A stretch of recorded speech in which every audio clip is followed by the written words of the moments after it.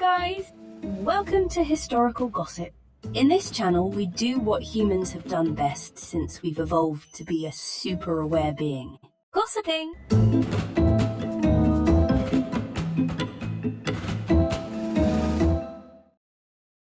Today, we speak about how it was like to become a mother in the Renaissance.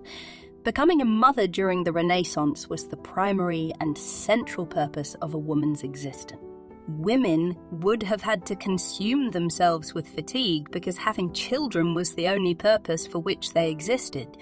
This was because the pregnancies a woman had to face were close together and continuous. On average, women gave birth every 24 months or so, but sometimes even earlier, if the woman was wealthy.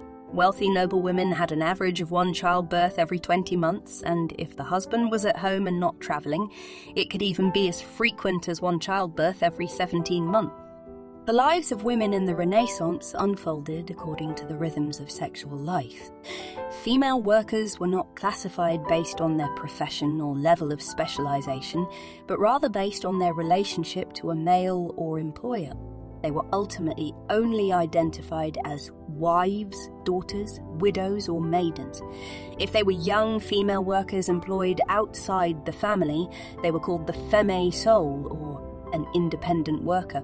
Women themselves defined their existence by referring to before, during, and after marriage, and childbirth was the event that marked their lives, revolving entirely around the male figure. They were daughters, wives, and widows, always in the service of men. Fortunately, motherhood in the Renaissance was not only a duty, but also a privilege and a triumph for women, which gained them more importance, first through marriage, and then when they produced children, a woman who had just given birth was celebrated and pampered. After all, by giving birth to many children, she would ensure a future for the family. Not doing so was a concern deeply felt by wealthy families that could otherwise disappear within a generation, which was a real threat to the survival of the ruling class. For this reason, educational treatises existed that emphasised a woman's fertility as a fundamental aspect. Mary, the wife of Charles of England, was pregnant without interruption from 1628 to 1639, giving birth to 36 children. The woman who had just given birth was celebrated and pampered during her recovery. She spent several weeks in bed, and during this period, food was brought to her bedside on a tray, which initially was a simple tray, but by the 1400s, it became the preferred gift to honour her, called the nespo. This was a round tray painted on both sides with scenes related to birth in a religious key, such as the Nativity of Jesus, or secular scenes related to childhood or fertility, allegorical figures, and literary subjects. The back was usually painted with heraldic symbols or family scenes and was often decorated by great painters. They were an expensive gift that only women from wealthy families received. They were precious gifts, not only from an economic perspective, but also symbolically because they represented the triumph of women over men. In some circumstances, when a woman married or gave birth, she had a kind of social and sexual dominance over her spouse, which was represented in the symbols adorning marriage and childbirth gifts like the nest bowl and the wedding bowl, given as blessings for the birth of children. However, female triumph was only temporary. After marriage and the postpartum period, normal male dominance was re-established, and the triumph of women at the social level would be fleeting. Childbirth during the Renaissance had a high maternal mortality rate.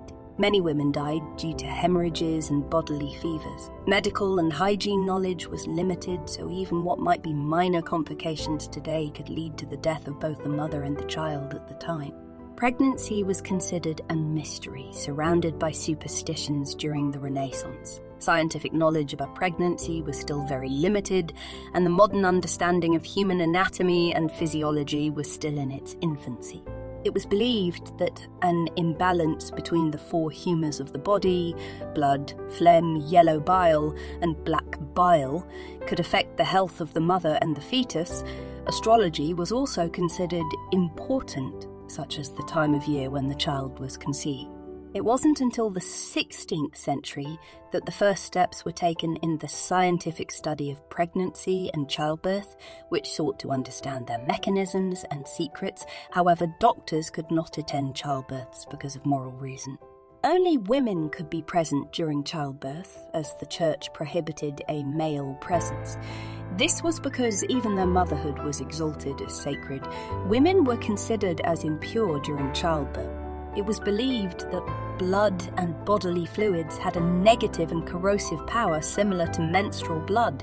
This state of impurity put the woman in danger, leaving her vulnerable to death or attacks by evil spirits. If a man broke the taboo associated with childbirth, he would face severe consequences. For example, Dr. Wirth, a physician from Aspergo, disguised himself as a woman in 1550 to assist his patients during labour after his mother died during childbirth. He was burned at the stake for this. In the Renaissance, science was beginning to show an interest in the female reproductive organs, pregnancy, and childbirth. However, surgeons had to start dissecting the bodies of pregnant women. In the medical world, women in labour were considered practically insignificant. We had to wait until the first half of the 18th century to see the first male doctors assisting in childbirth. They were often seen as incompetent or alcoholics, as dedicating oneself to obstetrics was such a stigma that reputable doctors did not want to involve themselves with. So, what happened during childbirth during the Renaissance? Around a woman in labour gathered the midwife and other women who could be relatives, servants, or married neighbours, specially called for this purpose. It was important to spread the midwife's knowledge as widely as possible because every woman could be called upon to help a woman in labour during an emergency. The midwife was a wise woman, often the daughter of a midwife herself, who acted based on experience and knowledge, mostly passed down orally. This knowledge blended science, magic, and religion. She could diagnose by touch, apply pressure, and assist with dilation.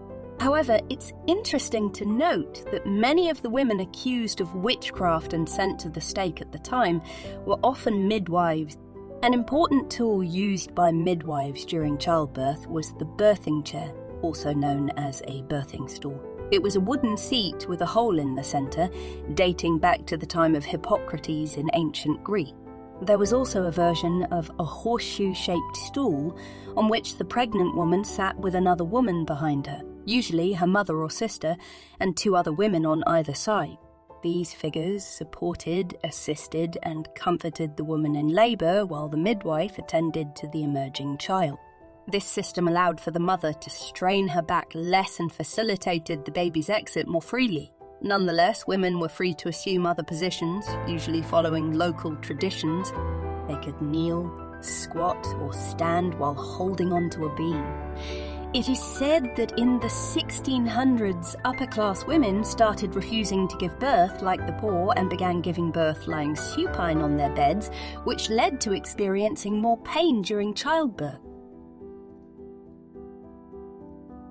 Some pain-relieving substances did exist, like opium, but during the Renaissance it was practically forbidden to alleviate the pains of childbirth with anaesthetic.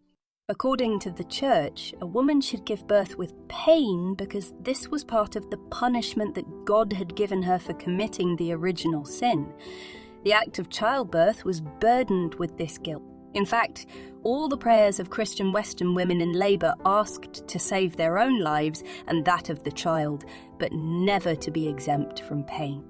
Pain was not only accepted, but it was even considered suspicious. Not feel pain during childbirth, and those who didn't were at risk of being accused of witchcraft. In the past, women were accustomed to screaming during childbirth, displaying their pain. Their screams were meant to be heard in the neighbourhood, and the midwife encouraged them to express their pain. At least this had a positive emotional aspect for the woman because it allowed her to express and share her suffering.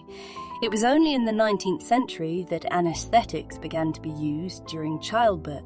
Queen Victoria in 1853 had herself anaesthetised for the birth of her 8th child, going against the biblical injunction of "you will give birth with pain," and contributed to the weakening of this taboo. A belief surrounding childbirth led to the idea that both the woman and the child could be victims of malevolent influences during birth. In England, for example, to protect the mother and the child from malevolent influences, a birthing girdle was used. This girdle was a parchment with illustrations and magical images, often featuring diagrams of saints, and it was tied around the mother's abdomen or placed upon it. The practical and magical use of the birthing girdle is documented in ancient medical sources, and one such girdle has been found and is now preserved at the Wellcome Collection in London. Researchers have found biological material on it that attests to its active use during childbirth. The girdle served to ward off or nullify a malevolent magical influence. These invocations included references to the bleeding wound of Christ and the Holy Cross. The girdle was made of sheepskin and was 3 meters and 30 centimeters long. It is not excluded that at that time the girdle could have been elastic and might have had an obstetric function. By cinching it at the top of the abdomen, it could have compressed the unborn child downwards, facilitating birth. This unusual practice marks the end of today's video. And you guys, do you have any crazy childbirth story to tell?